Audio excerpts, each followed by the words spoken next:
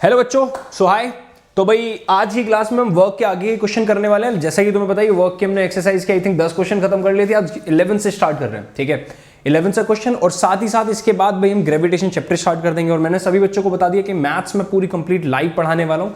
Comment section में बता दो कौन से चैप्टर से शुरुआत की जाए। मैं सोच रहा हूँ कि पॉलिनोमियल से स्टार्ट करते हैं, polynomial, linear equation, quadratic, then उसके बाद अर्थमेटिक प्रोग्रेशन, उसके बाद रियल नंबर करेंगे। रियल नंबर थोड़ा इजी सा चैप्टर है। उसके बाद फिर सर्कल, ट्राइंगल, फिर इस सीक्वेंस में चलेंगे। वो मैं पूरा लाइव कराऊंगा, न्यूमेरिकल्स भी लाइव कराऊंगा, पढ़ाऊंगा भी लाइव, ठीक है।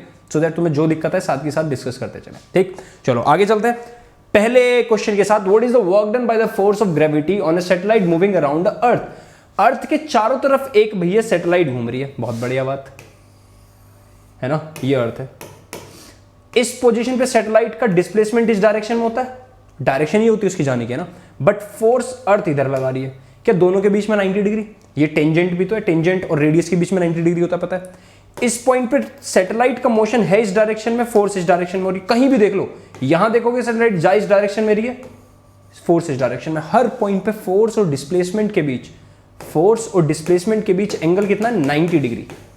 मैंने तुम्हें एक फॉर्मूला पढ़ा चुका हूं, वर्क और फोर्स और डिस्प्लेसमेंट के बीच में जब भी एंगल 90 डिग्री हो, थीटा 90, थीटा मतलब एंगल 90 डिग्री हो, वर्क डन क्या होता है? जीरो। याद करो ये formula, F S cos 90, cos 90 की वैल्यू याद करो जीरो।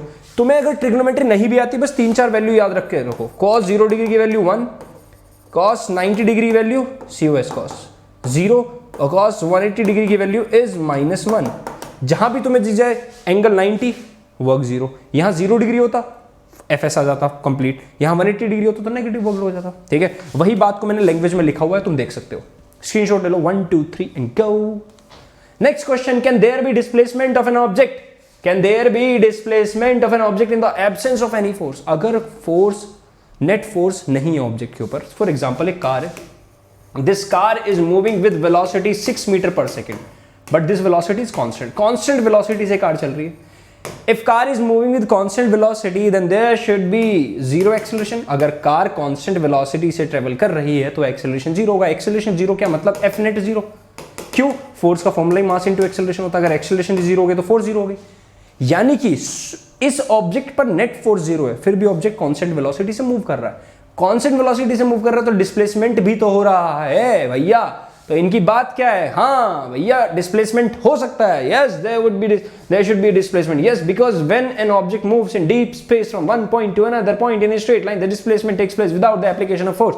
ये बात स्क्रीनशॉट करके लिख लो, स्कूल में आएगी तो ये लिख देना, समझने के लिए होगी। अगला question, a person holds a bundle of hay over his head. Hay को तुम्हें सोचने की जरूरत नहीं, बस समझ के चलो कोई सामान ऊपर उठा रखा है ऐसे, है ना, सामान ऊपर, और वो खड़ा है बस। सामान को ना आगे लेके गया ना पीछे लेके गया, डिस्प्लेसमेंट जीरो हो गया। जब डिस्प्लेसमेंट जीरो तो वर्क डन का फॉर्मूला ही होता है force into displacement. Displacement zero क्या, वर्क डन जीरो, वही लिखा है। The person does not do work because no displacement takes place. Okay, अगला question, an electric heater rated 1500 watt, तो किलोवाट में लिख सकता हूं 1.5 किलोवाट हो गई। इसके अंदर जो पावर हुई 1.5 किलोवाट है। कह रहा how much energy does it use in 10 hours. कह रहा है 10 घंटे में कितनी एनर्जी यूज हुई।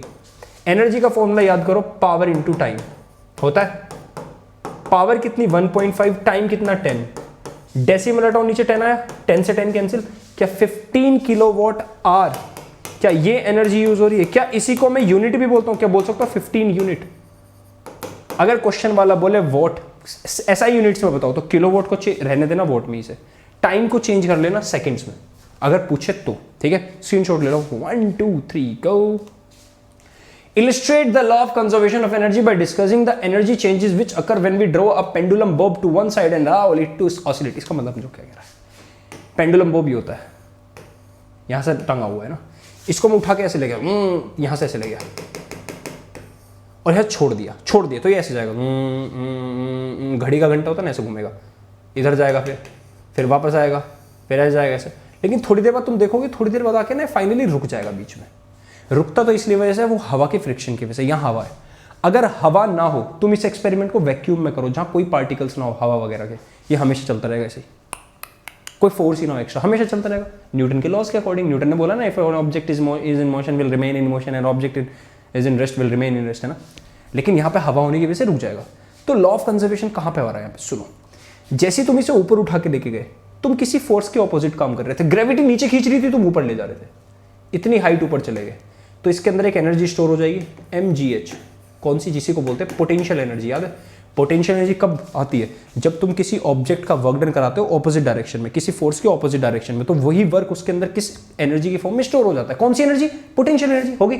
जैसे तुमने यहाँ छोड़ा, ये नीचे जाएगा, वेलोसिटी बढ़ जाएगी, बहुत तेज होती चलेगी, बहुत तेज वेलोसिटी होती जाएगी, इस पॉइंट पे सबसे तेज वेलोसिटी होगी एकदम जूम, फिर धीरे धीरे वेलोसिटी धीरे होगी, यहाँ जाके जीरो हो जाएगी, यहाँ फिर पोटेंशियल एनर्जी, फिर वापस आएगा, फिर काइनेटिक में चेंज होगी, यानी यहाँ पोटेंशियल एनर्जी चेंज होती जा रही है काइनेटिक में नीचे आते हुए, फिर काइनेटिक चेंज हो रही है पोटेंशियल में, फिर पोटेंशियल वापस चेंज हो रही है काइनेटिक में, फिर काइनेटिक चेंज हो रही है पोटेंशियल में, यानी कि एनर्जी ट्रांसफर हो रही है एक फॉर्म से दूसरी फॉर्म में। ठीक है, तो लॉ ऑफ कंजर्वेशन ऐसे फॉलो हुआ, वही मैंने पूरा लाइन में लिखा हुआ, इसमें से काम की बात वही जो मैंने बताई। ठीक है, इसमें से अच्छी चीज़ अपने आप लिख लेना। ठीक है, ये वही कहानी लिखी है, वही कहानी है जो मैंने यहाँ पे बताई है। ठीक है, उन बच्चों के लिए जिनको हिंदी में प्रॉब्लम होती है उनके लिए, और स्कूल में जिनको आंसर लिखना है। चलो 1 2 3 अगला क्या, एक ऑब्जेक्ट का मास है, object is moving with a constant velocity, constant velocity से ऑब्जेक्ट मूव कर रहा है। ठीक है, how much work should be done on the object, कह रहा है कांस्टेंट वेलोसिटी से मूव कर रहा है, ऑब्जेक्ट को रेस्ट में लाना है, ऑब्जेक्ट को रेस्ट में लाना, तो उस पर कितना काम किया जाए। अगर ऑब्जेक्ट मूव कर रहा है तो उसके अंदर एक एनर्जी जिसको बोलते हैं काइनेटिक एनर्जी, पता है काइनेटिक एनर्जी का फॉर्मूला हाफ mv²। क्या ऑब्जेक्ट की वेलोसिटी कांस्टेंट है v, मान लो मास m, तो उसके अंदर इतनी एनर्जी से वो आगे जा रहा है। सोचो इतनी ही एनर्जी मैं ऑपोजिट डायरेक्शन में लगा दूं, यानी अगर मैं उस पर वर्क डन कर दूं इतना ही ऑपोजिट डायरेक्शन में, ऑपोजिट डायरेक्शन दिखाने के लिए तुम चाहते हैं माइनस लिख दो, अगर मैं इतना ही वर्क डन कर दूं इन ऑपोजिट डायरेक्शन,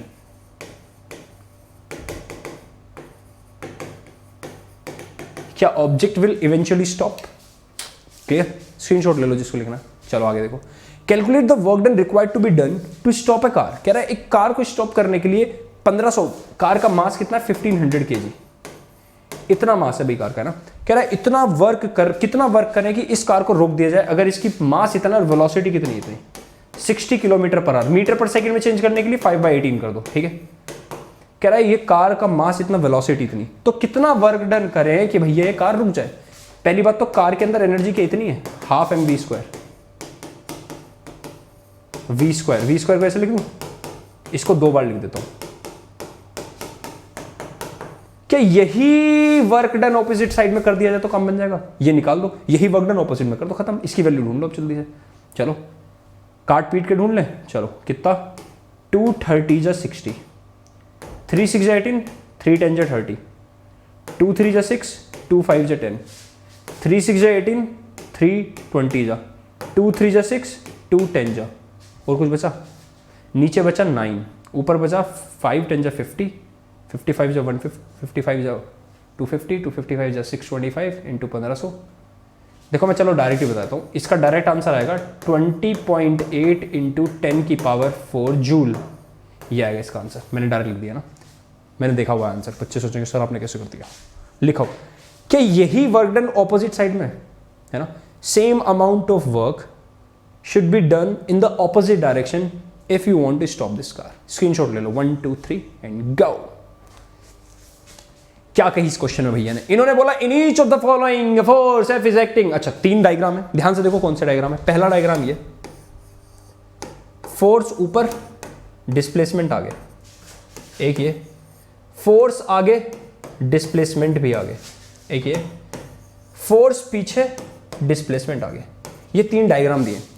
इन्होंने कहा इन तीनों डायग्राम में देख के बताओ क्या हो रहा है। ठीक है, कब फोर्स नेगेटिव है, वर्क नेगेटिव है, कब वर्क पॉजिटिव है, और कब वर्क जीरो है। याद करो बताया था, यहां फोर्स और डिस्प्लेसमेंट के बीच एंगल 90 तो वर्क डन 0, एंगल 90 तो वर्क डन 0, एंगल 0 डिग्री तो क्या work done positive, same direction वाला याद करो। फोर्स ऑपोजिट डायरेक्शन में, क्या इन दोनों के बीच में एंगल 180 डिग्री, एंगल 180 डिग्री तो क्या वर्क डन नेगेटिव। ये इस चैप्टर की पहली क्लास के पहले 5 मिनट में पढ़ाया था, जाके देख लो क्लियर हो जाएगा।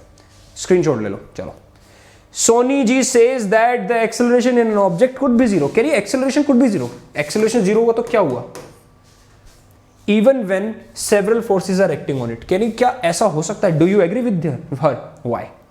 सोनी जी साहब एग्री करते हैं, सोनी जी कह रही है कि एक्सेलरेशन 0 है किसी ऑब्जेक्ट पर फिर भी इस पर बहुत सारी फोर्सेज लगी है। तो देखो एक ऑब्जेक्ट है, मान लो ऊपर एक फोर्स लगी, इधर एक फोर्स लगी, इधर एक फोर्स लगी और इधर, और ये चारों फोर्सेस इक्वल है, जितनी फोर्स ऊपर उतनी नीचे, तो ऑब्जेक्ट ना ऊपर जाएगा ना नीचे, जितनी फोर्स आगे उतनी पीछे, ना ऑब्जेक्ट आगे जाएगा ना पीछे। जितनी फोर्स यहां उतनी यहां लगा दो, जितनी यहां उतनी यहां लगा दो। बहुत सारी forces, if there are several forces acting on it but these forces should be equal and opposite, then net force is zero, hence acceleration is zero। Acceleration zero होने के बावजूद भी, फोर्स इतनी सारी लगने के बावजूद भी अगर नेट फोर्स जीरो होगी, बैलेंस फोर्स वाला एग्जांपल है, अगर नेट फोर्स जीरो होगी तो ऑब्जेक्ट का एक्सेलरेशन जीरो। लिख लो स्क्रीनशॉट, यहां दो। Find the energy in kilowatt hour. Kilowatt hour में एनर्जी पूछ रहा है क्वेश्चन वाला, कह रहा है 10 आवर्स, कह रहा है 10 घंटे के लिए 4 devices, total number of devices 4 use किए जाते हैं। पावर है सबकी 500 वोट। इसको किलोवाट में चेंज कर दूं कितना आ जाएगा, पावर आ जाएगी 0.5 किलोवाट। कह रहा है टोटल एनर्जी बताओ, तो टोटल एनर्जी का फॉर्मूला पावर इनटू टाइम। एक का तो ये, 4 का कितना होगा, मल्टीप्लाई बाय 4 कर दो। पावर कितनी 0.5, टाइम कितना 10 आवर्स, डेसिमल हटाओ 10 खत्म, 5 4 20। क्या 20 किलोवाट आवर एनर्जी यूज हो जाएगी?